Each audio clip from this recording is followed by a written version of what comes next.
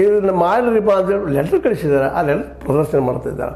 ಅಂದರೆ ನಮ್ಮ ತಪ್ಪು ಅಲ್ಲ, ವಿರೋಧ ಪಕ್ಷದವ್ರದ್ದು ನಮ್ಮ ತಪ್ಪಲ್ಲ, ಆಡಳಿತ ಪಕ್ಷದವ್ರದ್ದು ನಮ್ಮ ತಪ್ಪಲ್ಲ, ಜನ ಅಂತಾರೆ ನಮ್ಮ ತಪ್ಪಲ್ಲ, ಉಪಮುಖ್ಯಮಂತ್ರಿ ಅಂತಾರೆ ನಮ್ಮ ತಪ್ಪಲ್ಲ, ಮುಂದೆ ಅದಕ್ಕೆ ಅಲ್ಲಿ RCB ನಮ್ಮ ತಪ್ಪಲ್ಲ, RCB ಅವರು, ಅದು ಕ್ರಿಕೆಟ್ ಬೋರ್ಡ್ದವರು ಅವ್ರು ನಮ್ಮ ತಪ್ಪಲ್ಲ.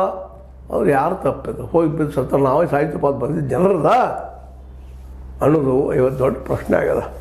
ಅದಕ್ಕಾಗಿ ಅದೇನೂ ಇರಲಿ, ಈಗ ನಮಗೆ ಅಧಿವೇಶನ ಕರೀರಿ ಅಂತ ನಮ್ಮ ವಿರೋಧ ಪಕ್ಷದ ನಾಯಕರು ಬೆನ್ನತ್ತಿದ್ದಾರೆ. ಮತ್ತು ಕರಿಬೇಕು ಅದನ್ನು ಅಧಿವೇಶನದಲ್ಲಿ ಮ್ಯಾಲ ಚರ್ಚೆ. ಯಾಕಂದ್ರೆ ಈಗಾಗಲೇ ಘೋಷಣೆ ಮಾಡಿದಿರಿ, ಒಂದು 25 ಲಕ್ಷ ಸ್ವತಂತ್ರ ಕುಟುಂಬಗಳಿಗೆ ಗಾಯದವ್ರಿಗೂ ಘೋಷಣೆ ಮಾಡಿದ್ದೀರಿ. ಇನ್ನೂ ಹೆಚ್ಚು ಮಾಡಿರೋದು ಬೇಡಿಕೆ ಅದು ವಿರೋಧ ಪಕ್ಷದವ್ರು ಮಾಡಿ ಸಾಧ್ಯಷ್ಟು ಮಟ್ಟಿಗೆ. ಅಂದರೆ ಹೇಳೋದು ಏನಪ್ಪ ಅಂದ್ರೆ ತಪ್ಪು ಎಲ್ಲರದು ಆಗ್ಯದ, ಒಬ್ಬರದಲ್ಲ. ಅದಕ್ಕೆ ಯಾರು ರಾಜೀನಾಮೆಗೆ ಏನು ಉಪಯೋಗ ಇಲ್ಲ. ಇವರು ಕಾಂಗ್ರೆಸ್ಸಿಗೆ ಇವತ್ತು ರಾಜೀನಾಮೆ ಬೆನ್ನತ್ತಿದ್ದಾರೆ, ಅವರು ಮೋದಿಯವರಿಗೆ ಮತ್ತು ಉತ್ತರ ಪ್ರದೇಶ ಮುಖ್ಯಮಂತ್ರಿ ಅವ್ರಿಗೆ ಬೆನ್ನತ್ತಾರೆ. ಇದರ ಅರ್ಥ ಏನಪ್ಪ ಅಂದರೆ ಕೇಸ್ ಮುಚ್ಚಿ ಹೋಗ್ಬಿಡುತ್ತೆ ಇಬ್ಬರಿಗೆ ಅಲ್ಲ. ಇವ್ರು ತೋರಿಸ್ರಿ, ಇವ್ರದ್ದು ಅವ್ರು ತೋರಿಸ್ರಿ, ಜನ ಮರೆತು ಬಿಡ್ತಾರೆ. ಒಂದು 4 ಬೈತಾರೆ ಅಂತಾರೆ, ಸಂಕಟ ಮಾಡ್ಕೋತಾರೆ. ಮಕ್ಕಳನ್ನ ಕಳ್ಕೊಳ್ಳೋಂಥವ್ರಂತ ಪಾಪ ದಿನನಿತ್ಯ ಇರೋದನ್ನು ಅದು ಹೇಳೋಕ್ಕೆ ಆಗೋದಿಲ್ಲ. ಕೈಗೆ ಬಂದಂಥ ಮಕ್ಕಳು, ಹರೆಯದ ಮಕ್ಕಳು ಹೋಗಿದ